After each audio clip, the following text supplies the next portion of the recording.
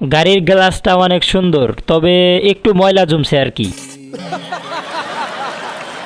Congratulation, শুভ বিবাহ, আপনাদের দাম্পত্য জীবন সুখের হোক।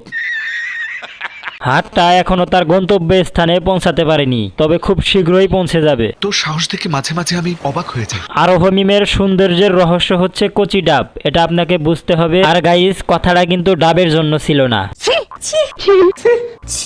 ব্যথা পাইছে, তারপরও সহ্য করে নিয়েছে শুধু একটা আইফোনের জন্য। আসলে অনেক ধৈর্যশীল। কথা কি ক্লিয়ার না ভেজাল আছে?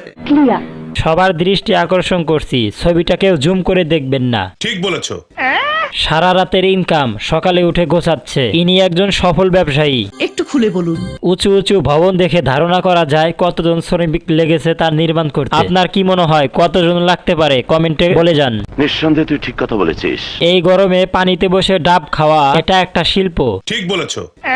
আম দুইটা মনে হয় রাজশাহীর, তাই এত বড় দেখাচ্ছে। শহীদানের ইস, আর একটুর জন্য দেখতে পারলাম না। ক্যামেরাম্যান ভালো না মনে হচ্ছে। সঠিক বলেছেন। মাশাআল্লাহ, রুটি দুইটা কিন্তু অনেক বড়। ও সরি, রুটি একটা। আপনার বুদ্ধি ভালো। খেলাধুলা শেষ করার পর একটা সেলফি না নিলে হয়? এখানে বোঝানো হচ্ছে যতই চেষ্টা করো না কেন, দুইবারে বেশি টিকতে পারবা না। কি বলছিস তুই? 3 মিনিট 35 সেকেন্ডের নায়িকা। ভিডিওটা কে কে দেখছেন কমেন্টে হাত তোলো। Oh my god. এত বড় বড় দুটো হেডলাইট থাকতে আইফোন 16 প্রো ম্যাক্সের কি করে অভাব হয়? समझ रहे हो? ডিমগুলো দেখতে অনেক বড় বড় লাগতেছে, খেতে অনেক মজা হবে নিশ্চয়। हाय हाय इतना सुकून।